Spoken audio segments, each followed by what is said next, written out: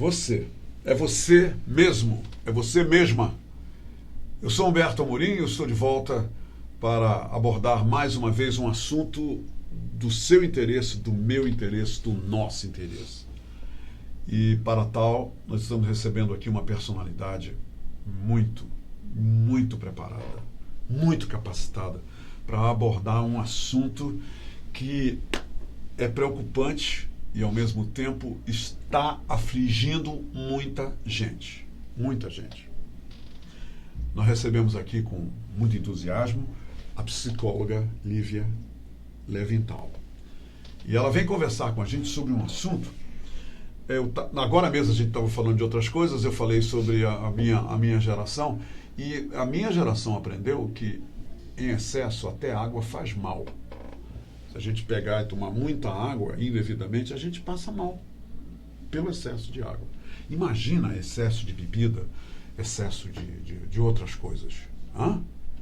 E o que dizer do excesso de trabalho? Existe isso, excesso de trabalho.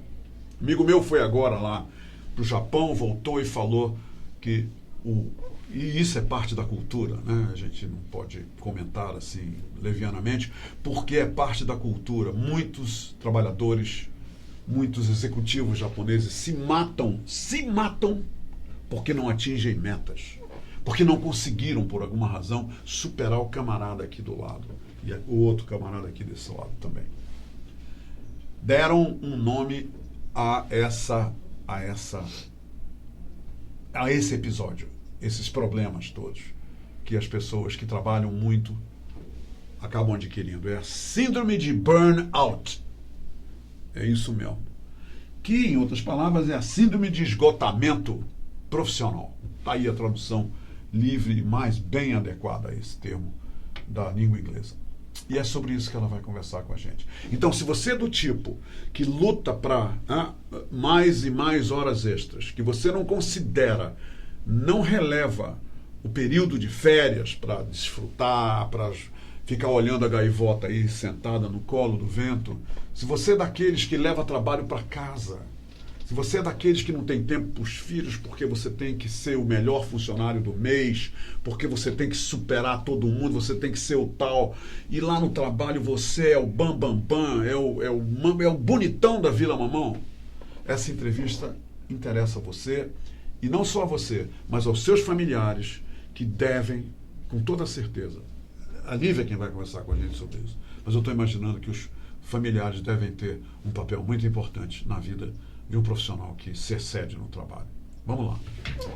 Lívia Levinthal, seja muito bem-vinda à Hora do H. Obrigada. Que bom te receber aqui. Obrigada. Primeira vez que eu vou te receber, levei um tempão, mas eu estou feliz que o tempo e a hora para a gente conversar chegou. Que bom, espero que não seja a última também. Não será, não será. Lívia, essa questão que envolve a síndrome de burnout é uma questão que já na nossa capital, já em Manaus, ela é visível, ela está afetando um considerável número de trabalhadores e de pessoas? Com certeza está, no entanto, ela ainda não é valorizada, né? Nem no Brasil, muito menos em Manaus, ainda não é um estado, uma situação valorizada ainda se vê como frescura, ainda se vê como algo passageiro, às vezes devido a alguns sintomas que de repente a gente vai falar mais na frente, é muito confundida com depressão, que por sua vez ainda se vê como frescura também, ainda se vê como besteira, então ela ainda não é valorizada como um transtorno, né? Um distúrbio mental e que deve ter o seu valor, né? Deve ter sua atenção. Quando você diz assim, o cara começa a apresentar sintomas do transtorno porque está trabalhando demais, está se excedendo no trabalho, a frescura é por parte dele mesmo ou de seus pares, ou das pessoas que o cercam? Principalmente das pessoas que o cercam, mas isso também a gente vê diferença dependendo do sexo da pessoa. A gente nota que quando a gente está falando dos homens, essa questão da frescura, da besteira, acaba sendo mais relevante para eles, né? Porque a gente ainda tem a cultura, querendo ou não, de que o homem não chora, de que o homem não tem direito de ficar triste, de que o homem, ainda na nossa cultura machista, ele é o provedor da casa, é ele que tem que trazer o dinheiro em maior parte para casa, né? Então o homem tem que trabalhar. Então ele tem que trazer dinheiro e quanto mais ele trabalhar, melhor.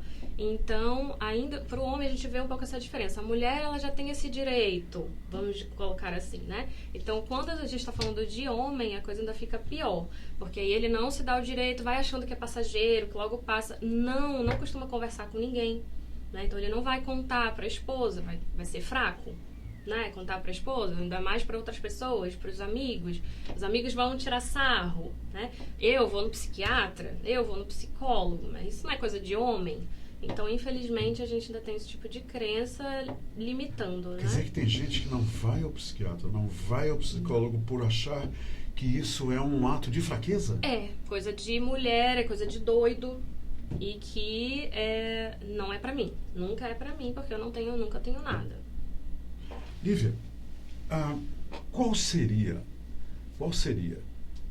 as consequências de uma pessoa que visa primordialmente trabalhar mais para ganhar mais, logicamente, às vezes até um pouco mais, e trabalhar muito mais, né? Trabalho muito mais e ganho um pouco mais. Eu acho que as pessoas às vezes nem se tocam para isso.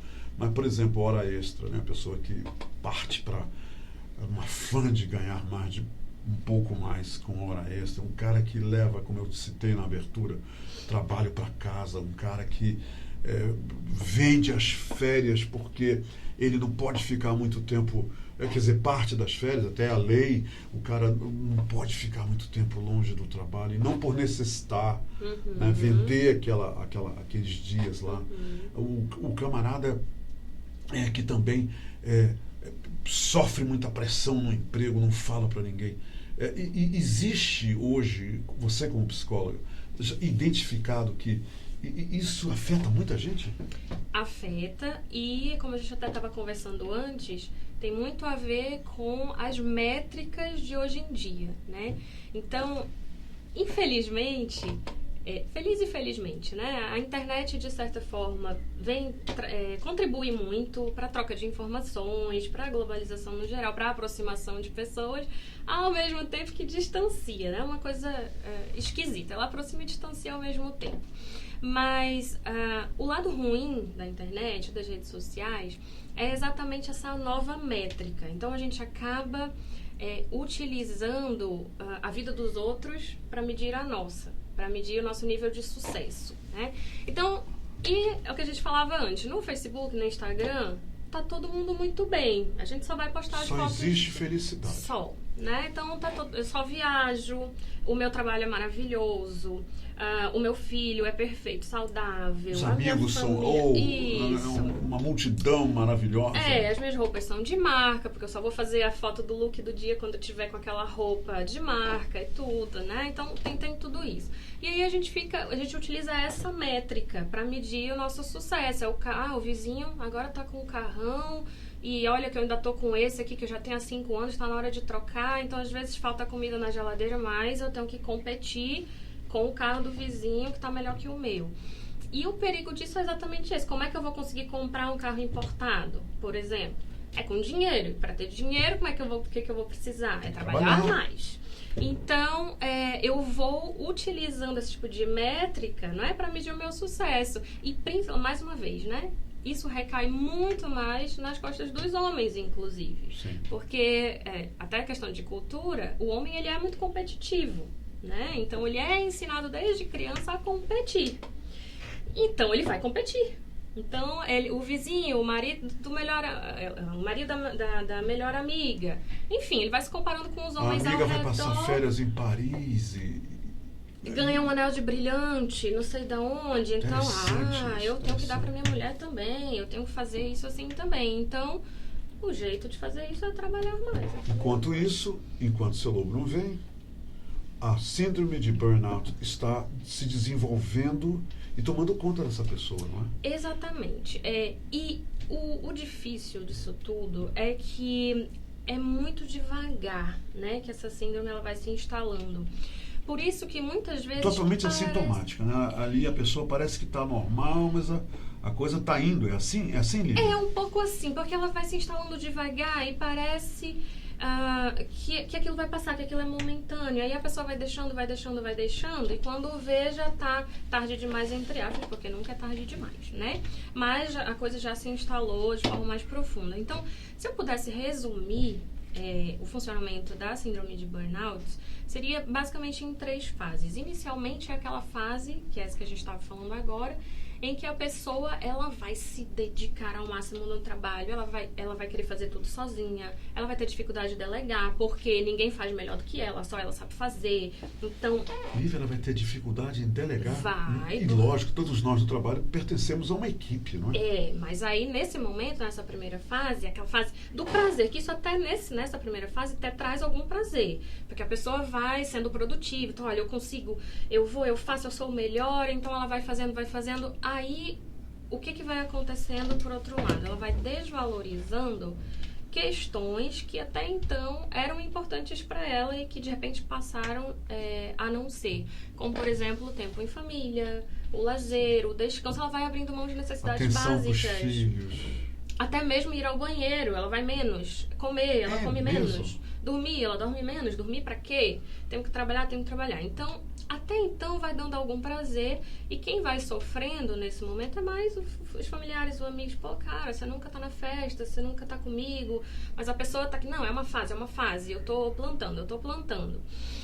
Aí vai pra segunda fase, que já é uma fase onde todo mundo já percebeu que tem alguma coisa de errado, já tá todo mundo falando. A pessoa também já, no fundo, ela percebe que também tem alguma coisa de errado, ela já tá com muita dor de cabeça, ela já tá estressada demais, mas ela nega. É a fase da negação. Não, tá tudo bem. Aí ela fica agressiva, porque as pessoas estão dizendo, você não tá bem. Aí ela responde com agressividade, com irritabilidade. Dentro e fora da família. Dentro e fora, no trabalho, em casa, porque ela tá negando, tá fingindo que tá tudo bem, né? Tá fingindo que não tá vendo. E essa fase, ela é bem crítica, né? Exatamente por isso, que a pessoa tá negando. Aí vem para a terceira fase, que aí é nessa terceira fase que já se confunde um pouco com depressão, porque os sintomas são parecidos, são similares. Então, começa a acontecer um isolamento, começa a acontecer uma tristeza, ansiedade. Uma sensação... a ansiedade ela até tá um pouquinho, normalmente, tem um caso de angústia, a pessoa começa a ficar angustiado, sensação de fracasso, de incompetência. Por quê? Aquela expectativa lá no início, vou acontecer, eu sou o melhor, todo mundo vai perceber e eu vou ter um retorno disso. O que acontece? Não tem. Daí a palavra burnout. Aí a pessoa queima, né? Então, se isola, fica triste, desesperança, todos aqueles sintomas bem conhecidos da depressão. Existe algum sintoma, Lívia, físico dessa história toda? Que sintomas físicos as pessoas os familiares devem perceber nesse cara que está aí se excedendo no trabalho? Clássicas. Dor de cabeça em excesso. Então, tudo isso que a gente está falando aqui é em excesso, né? É muito frequente e muito intenso. Sim, claro. Dor de cabeça, enxaqueca, palpitação, sudorese, problemas gastrointestinais, né? Então, o intestino, o estômago são os primeiros que reclamam, né? É quando a gente está muito estressado. Então, problemas gastrointestinais. Então, esses sintomas básicos, né, da própria ansiedade, do estresse, só que eles começam a acontecer com muita frequência, com muita intensidade. Dorflex o tempo todo. Por quê? A pessoa não está dormindo, a pessoa não está se alimentando, a pessoa está aqui sobrecarregando o sistema nervoso, né? Então vai acontecer tudo isso, palpitação, enxaquecas, a própria dor muscular, né? Então o corpo pedindo, pelo amor de Deus, o corpo reclama, descanso. Né? Ele dá os sinais, não é, Lívia? Sempre. Lívia, e uma outra coisa. Você como psicóloga, você já chegou a lidar com o extremo, uma pessoa que passou por todo esse processo que você acabou de citar e acabou se matando? Você conhece algum caso assim? Porque no Japão, como eu acabei de dizer, é frequente o número de CEOs, de funcionários, de operários que se matam por não atingirem, por algum motivo, a meta do mês. Por serem superados, por se sentirem desqualificados profissionalmente pela boa performance dos outros. Já houve algum caso em Manaus assim? Com certeza sim. Graças a Deus, no meu consultório não. Sei, mas né? você já ouviu falar? Já, com certeza. Até porque, infelizmente, por ano a gente tem várias campanhas por mês, né? E tem um mês, inclusive, que a gente faz uma campanha específica contra o suicídio, prevenção ao suicídio, né? Por quê? Quando Porque você o fala número gente, tá nós, aumentando. A sociedade, né? Sim, a sociedade tem tá. o mês rosa, o mês azul, Claro, o mês claro, amarelo, né? entendi. E aí, um tempo desse foi o mês de prevenção contra o suicídio. Por quê? A taxa vem aumentando muito, não apenas por questões de trabalho, né, que é o foco aqui, mas também em outras questões. Então, com certeza, é aí que mora o perigo. Quando a gente entra nessa fase aí de depressão, seja o transtorno depressivo mesmo, seja uma síndrome de burnout ou qualquer outra coisa semelhante, a gente tem muito aquela ideia do deprimido, né, de novela. Que é exatamente aquela pessoa que fica trancada no quarto, que fica chorando não quer tomar o banho, tempo não quer comer, não quer falar com ninguém. E infelizmente não é assim. Muitas vezes o deprimido tá estraçalhado por dentro, mas ele tá sorrindo, ele tá fazendo palhaçada, ele tá vivendo a vida dele normalmente. E enquanto isso, aqui dentro... Quer dizer, a pessoa pode estar passando por um momento de depressão e a externalização é outra. Quer dizer, ninguém percebe. Ele está ali sorrindo, ele janta, ele brinca, ele fica legal lá no Facebook, no Instagram, mas ele pode estar dentro totalmente desmoronado? Completamente. Eu costumo dizer que essa pessoa ela sempre vai dar sinais. Só que os outros ao redor, a gente está sempre tão ocupado com as nossas tarefas do dia a dia e aparentemente a pessoa está bem, que a gente não nota os pequenos sinais que ela dá. Por exemplo, é uma partilha de um vídeo triste no Facebook. Eu estava falando mais cedo do Facebook, das redes sociais. Sim. Elas são úteis nesse lado, até né? escritos, né? Eu vejo escritos como... Eu sei que eu estou acima do peso, mas nós temos o poder disso, daquilo. Apesar de eu já ter chorado muito por isso. Quer dizer, está sempre ali embutido alguma coisa. Está dando sinais, né? Seja nos posts, nas redes sociais, seja no olhar. Os familiares e amigos mais próximos acabam percebendo algum tipo de mudança de comportamento. O que a família pode fazer, Lívia? Porque esse é o grande núcleo, né? Que ele está ali, ele está aninhado ali naquele núcleo. O que a família pode fazer? Qual é o papel da família para uma pessoa que está trabalhando muito, continua trabalhando muito, está exagerando e de repente apresenta sinais? Como a família deve agir?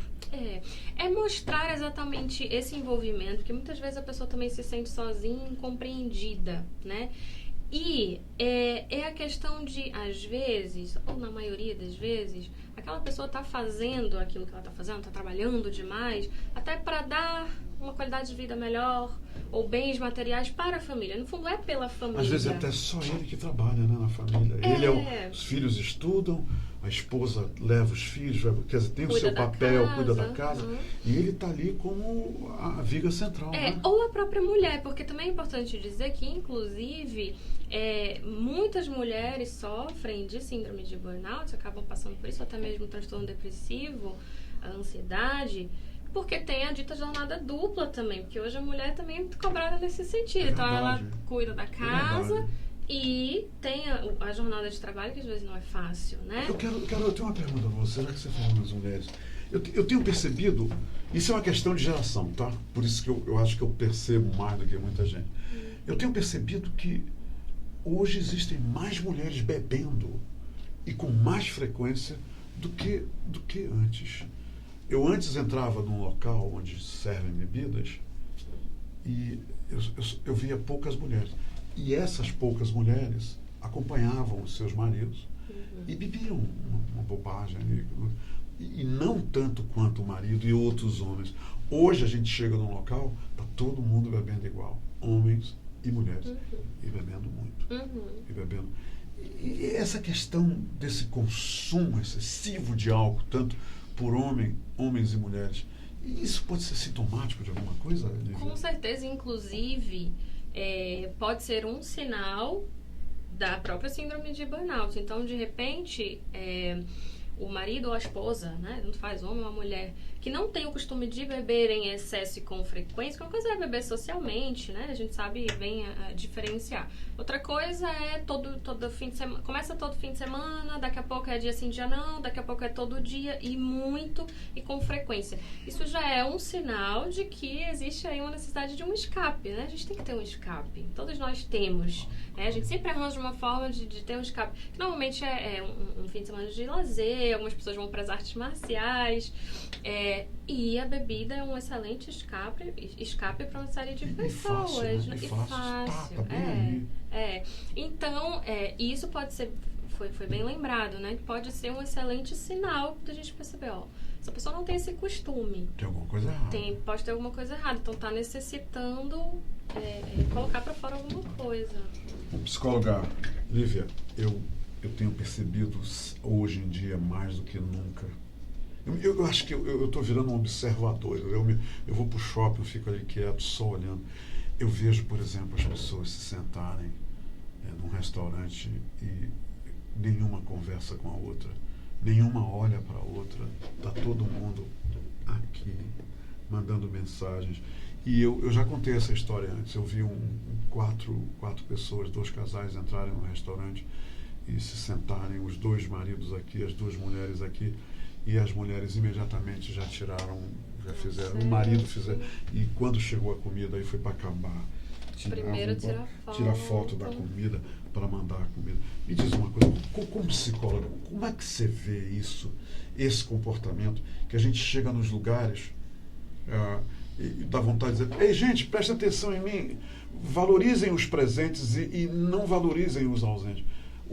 Como é que você analisa isso? Você percebe isso também, Lívia? Com certeza, e tem tudo a ver com o que a gente está falando, né? Porque a gente não falou que o Facebook, que o Instagram são as métricas atuais de sucesso. Então, é lá que eu tenho que estar. Que observação, medir, é isso né? mesmo. Né? Então, Quer dizer, a pessoa está ali medindo padrões, não é isso? Ela está ali, esse cara está com isso, essa mulher está com isso, eu preciso entrar nessa. A tendência é essa, eu tenho que seguir essa tendência. É mais ou menos assim? Então eu vou num restaurante chique, que às vezes, sei lá, eu vou uma vez por ano, mas eu tô lá, aí eu pego e tiro uma foto lá do bacalhau, não sei das quantas, do prato, do salmão, aí eu coloco lá no Instagram, e de repente a pessoa... Eu mando essa foto do salmão que eu estou pagando ali, R$200, como psicóloga, por que eu estou fazendo isso, hein, Lívia? Por que eu chego no restaurante aí, bacalhau, por favor, uma posta de bacalhau aí bacana, portuguesa, aí chega, aí eu... Tchau. Por que eu estou fazendo isso, hein, Lívia? De um ponto de vista, logicamente, científico, que é o seu. É lógico que a gente não pode generalizar. Tudo depende da intensidade e frequência, né? Não necessariamente se eu posto uma foto, no exemplo que a gente deu, né? Se eu posto uma foto de um salmão, significa que eu estou com algum tipo de necessidade. Pode ser que eu realmente achei bonito e eu quero partilhar com as pessoas. Ok. Uma vez, outra vez. Qual é o meu recado? Mas qual é o meu recado? A mandar esse salmão para as pessoas? Depende da frequência que eu faço isso. É o que eu estou dizendo. Se foi uma vez, eu realmente posso ter achado o prato bonito. Posso estar morta de feliz de estar num restaurante chique e eu quero partilhar com as pessoas e tal. Mas é a frequência que me entrega, é isso? Outro dia eu postei nas minhas redes sociais, acho que foi ontem, inclusive, falando sobre isso, que sucesso não é mídia. Então tem muita gente que faz questão de o tempo inteiro estar mostrando que tem sucesso. Então tem essa necessidade, e aí, pronto, pela visão da psicologia, né, a gente começa a perceber que esse comportamento diz muito mais sobre as necessidades de autoafirmação da pessoa do que qualquer outra coisa. Eu estou o tempo todo mostrando que eu tenho um carro, que eu tenho uma moto, que eu tenho uma mansão nos Estados Unidos, que eu tenho uma mulher maravilhosa, que eu dou joia, que eu só como em restaurante bom, que eu estou na Torre Eiffel, que eu estou em Nova York. Bom, então, como eu falei, não estou aqui para generalizar, mas que isso diz muita coisa. Mas você não está aqui para generalizar, mas isso está generalizado. Isso aí está um negócio assim que você abre lá. Eu tenho uma amiga, ela é jornalista e também uma excelente assessora. Eu não vou dizer o nome dela por questões éticas, mas ela disse que ela conhece alguém que quando quer se deprimir vai lá no Facebook e vê um monte de coisa que ela diz, pelo amor de Deus, eu não estou bem. Eu não estou bem. Olha só esse povo todo feliz aqui e eu... Qual é o meu problema? Eu estou com problema. Exatamente, Esse é o perigo, né? Então a gente está o tempo inteiro... Peguei assim... você, tá? Ninguém sabe que ela está aqui, mas a Lívia sabe. Depois a Lívia conta. Depois você conta se você quiser. Eu não vou contar. Então a gente sabe, no fundo, que ninguém tem uma vida 100% perfeita. A nossa vida é altos e baixos. Então, quando eu faço a questão... E se fosse perfeita, era um tédio. Um saco. Era horrível, um saco. A pessoa, uma vida toda certinha, como a gente vê lá no Facebook. O que a gente aprende, A pessoa, minha vida igual no Facebook, toda ali bacana, não sei o quê.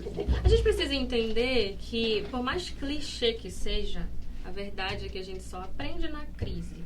Então, os baixos da nossa vida, eles servem exatamente para a gente aprender. A gente precisa aprender alguma coisa com aquele sentimento de raiva, de frustração, de decepção. A gente tem alguma coisa para aprender. Lívia, tem um negócio que eu queria que você também falasse. Seja, todo mundo quer ser reconhecido, né? Todo mundo quer ser apreciado. Todo mundo quer receber homenagens. Todo mundo quer ser elogiado. Tem isso também. O grande problema é o excesso, o excesso é que estraga tudo, Como tudo, porque o reconhecimento, conexão, são necessidades básicas humanas. Eu tenho, você tem, todo mundo tem, né? A questão é os meios, as estratégias que a gente usa para se sentir conectado, para se sentir valorizado, se sentir reconhecido. Isso é que vai diferenciar a intensidade dessa estratégia que eu utilizo para me sentir dessa forma. Eu tenho uma garota que me falou, eu vou compartilhar com você, e com milhares de pessoas que estão nos vendo agora, que é o seguinte, ela me falou um negócio muito interessante. Ela disse, Humberto, antes eu queria muito, olha, você como psicólogo, eu acho que você vai gostar disso. Eu queria muito, Humberto, sair na coluna social. Eu via as pessoas na coluna social, Humberto. Aí eu me olhava lá em casa e eu dizia, eu sou bonita, eu sou elegante, eu sou esbelta, eu sou uma gata, mas eu não saio na coluna social. E ela não saía porque o meio dela não era frequentado por um colunista social. Você só sai na coluna social se um colunista social estiver ali na parada. Não é, Lívia? Senão ninguém sai. Não é? Muito bem. Ela disse que o Facebook e o Instagram chegaram para resolver esse problema, esse trauma dela. Porque ela agora é a sua própria colunista social. Ela agora se apronta, fica linda e maravilhosa e tchan! E tá! Ela não precisa mais de colunista social para dizer que ela está lá na boate bacana, no restaurante bacana, com os amigos no piquenique, com os amigos tomando cerveja, ninguém mais precisa disso. Como você vê isso?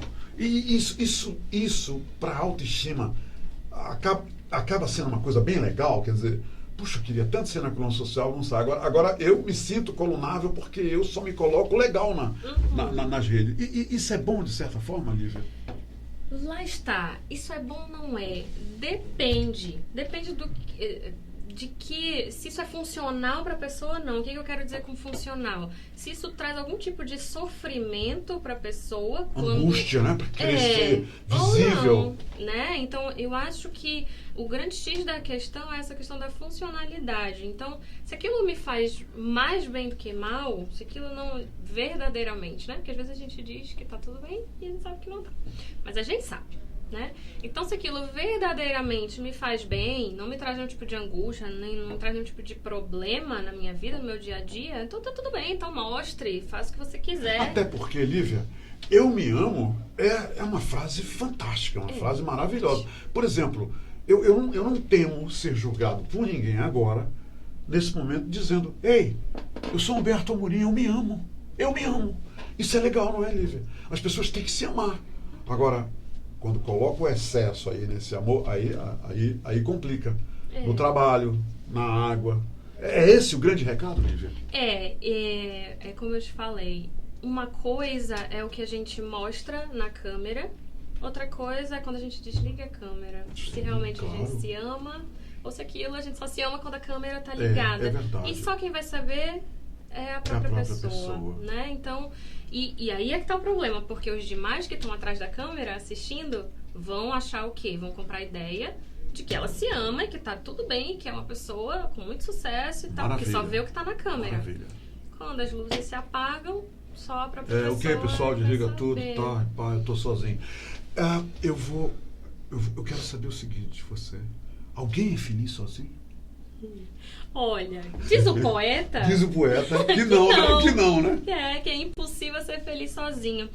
O que acontece? Nós, seres humanos, a gente tem, como eu falei há pouco, né, necessidade básica de conexão. Então, cientificamente, não. Cientificamente, nós somos seres sociáveis, então a gente precisa uns dos outros. Né? A questão é só que a gente tem essa questão da partilha, da conexão, isso é importante, necessário, mas a gente também precisa saber se automotivar, ser autossuficiente, emocionalmente falando, não é? E precisar dos outros para somar. Tanto ajudar a outra pessoa, como receber ajuda para somar, crescer e evoluir. Então, a gente precisa ser autossuficiente nesse sentido. E é aí que o treinamento, a terapia psicológica ajuda, os cursos e terapias com programação neurolinguística, que também é um nicho que eu trabalho. E nunca foram tão evidentes, né? Estão acontecendo aí, isso é muito bom, Por isso que a gente ouve muito falar agora dos treinamentos comportamentais, inteligência emocional, o próprio coaching, tudo isso é muito válido pra gente isso aprender é a lidar positivo, consigo né? mesmo. Sim.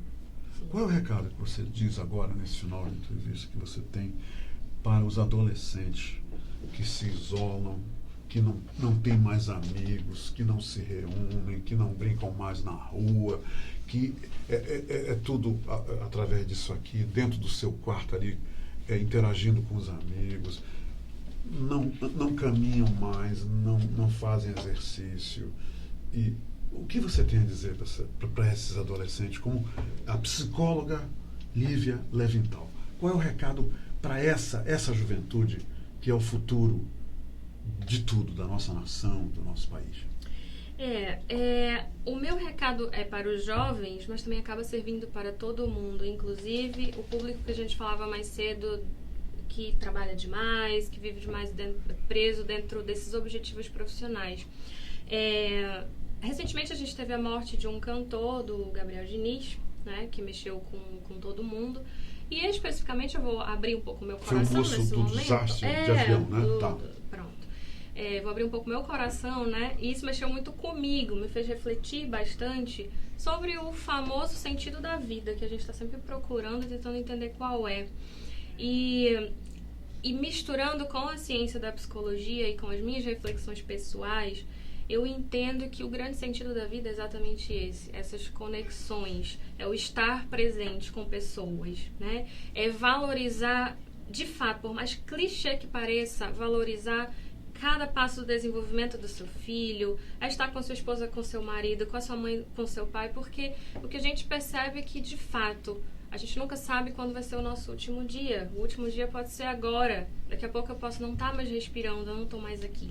Então, eu acho que a grande lição de vida que fica é essa, é a gente valorizar cada momento. O trabalho é importante, e é importante que a gente tenha objetivos pessoais, objetivos no trabalho. O trabalho dignifica o homem, já dizia alguém antes de mim, muito antes de mim. Então, tudo isso é muito importante, mas a gente saber equilibrar e dosar e entender que o que fica para nós é aproveitar ao máximo que a gente puder as pessoas que a gente ama, porque a gente não sabe até quando essas pessoas estarão perto da gente. Porque a vida é um raio no meio da noite. É isso. Eu visitei Curitiba, Lívia, e lá em Curitiba eu descobri uma igreja. Eu gosto de visitar igrejas, eu descobri uma igreja lá em Curitiba de Nossa Senhora do Equilíbrio. Eu fiquei curioso mas existe a Nossa Senhora do Equilíbrio? Sim, Humberto, tem até uma igreja aqui. Eu fui lá na igreja. Então eu desejo que, baseado em tudo que você falou agora, importantíssimo, dos excessos, em todos os setores da nossa vida, e de repente também desse absolutismo que é o nosso término, que a gente não sabe quando vai ser, eu desejo que Nossa Senhora do Equilíbrio atue na vida de todo mundo. Amém. E ela é real, ela existe, ela está lá em Curitiba. E obrigado por ter vindo aqui equilibrar com as suas palavras as emoções e os sentimentos de todos os leitores e leitoras do Portal do Orlando. Eu que agradeço. Legal te entrevistar, adorei te Eu entrevistar. também adorei, já quero saber a próxima. Aliás, eu não entrevistei ela não, tá? Eu conversei com ela. E ó, Raqueline, a sua assessora, 10. Genial, né? Genial. Estou bem Genial. assessorada. Obrigado. Obrigada, Humberto. Obrigada. Gente, final de entrevista. Ó, isso aqui, ó, em excesso faz mal, tá? É a grande lição de hoje. Eu voltarei amanhã e amanhã eu vou falar, hoje é quarta-feira, né? Amanhã é quinta-feira. Eu vou falar na Quinta Cultural, porque aqui nós temos a Quinta Cultural e a sexta só de vinhos. Quero vir na É uma sexta, maravilha, então. é uma maravilha aqui. Aqui é o Facebook, é a página do Facebook, nós vemos tudo uma beleza. Amanhã eu vou conversar com o chefe Babu. O chefe Babu é uma pessoa manauara, é daqui, e ele se especializou na gastronomia internacional e regional. Aí sabe o que ele fez? Ó, olha aqui, ó, pá! Misturou e o resultado é fantástico. Então, não percam amanhã o chefe Babu aqui comigo. E amanhã é feriado, né? Ninguém vai carregar pedra, mas eu vou carregar pedra aqui com o chefe Babu. Mais uma vez, obrigado, Lívia. Obrigada. Gente, até amanhã, tá? Equilíbrio para todos. Se quero te amar e te amar, e te amar muitos anos, cuida bem de mim.